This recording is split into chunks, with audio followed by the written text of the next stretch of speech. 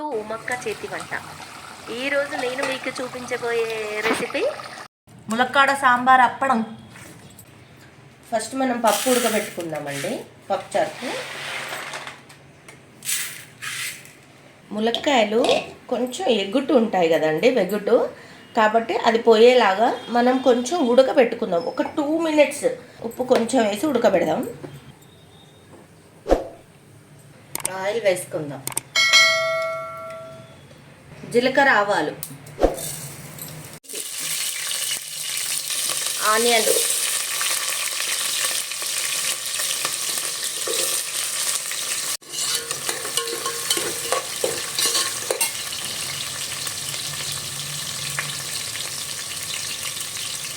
ఎండుమిర్చి వేసుకున్నామండి, పాకు, పసుపు,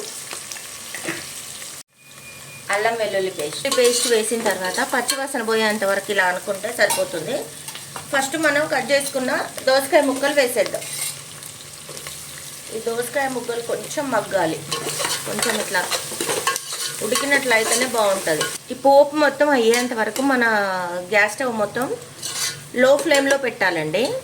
మంట లో ఫ్లేమ్లో ఉంటేనే చక్కగా ఉడుకుతుంది. అది కొంచెం ఒక 5 minutes ఉడకాలి. టమాటా ముక్కలు వేసేద్దాం. ఉప్పు వేసి ఉడికించుకున్నాం కదా, ఈ ములక్కాయలు వేసేద్దాం. నేను ఒక 30 grams నానబెట్టుకున్నానండి చింతపండు. పప్పుచారుల కోసం చింతపండు రసం తీసి పోసుకున్నాం. ఇంకా మనము ఈ పప్పు పోసేద్దాం. ఇందులో కావలసినంత వాటర్ యాడ్ చేసుకోవాలి. మనం దీంట్లో రుచికి సరిపడా ఉప్పు వేసుకోవాలి. జీలకర్ర, మెంతుల పొడి. ఇంక ఇది మసాలాలండి.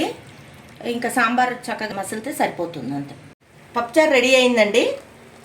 ఇంకా రెడీ టు ఈట్. తినేద్దాం. ఇంకా వేడి వేడి పప్పుచారు, వేడి వేడి అన్నము. ఇప్పుడు మనం అప్పడం పెట్టుకొని ములక్కాడ, వీటి సంగతి తర్వాత చూద్దామండి. మనం వీటిని పక్కన పెట్టేద్దాం ఇట్లా, వాటి సంగతి తర్వాత చూద్దాం.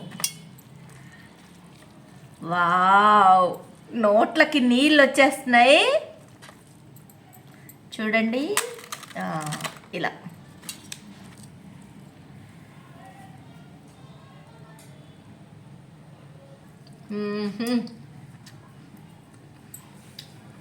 పప్పుచారు, అప్పడం, ములక్కాడ పప్పుచారు భలే ఉందండి.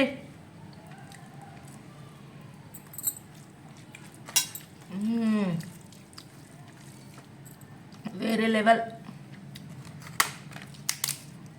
ఇలా చేసేసి ఇలా తినేయడమే. ఇంకా ఓన్లీ పప్పుచారుతో కూడా తినేయచ్చండి, మస్తుంది.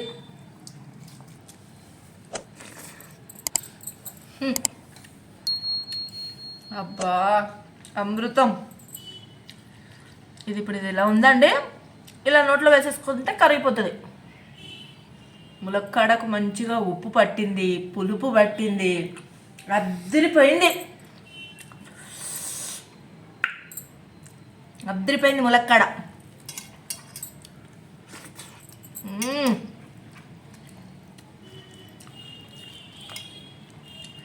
ఫ్రెండ్స్, మీరు వెళ్ళి ఫాస్ట్గా సాంబార్ అప్పడం, ములక్కాడ సాంబార్ అప్పడం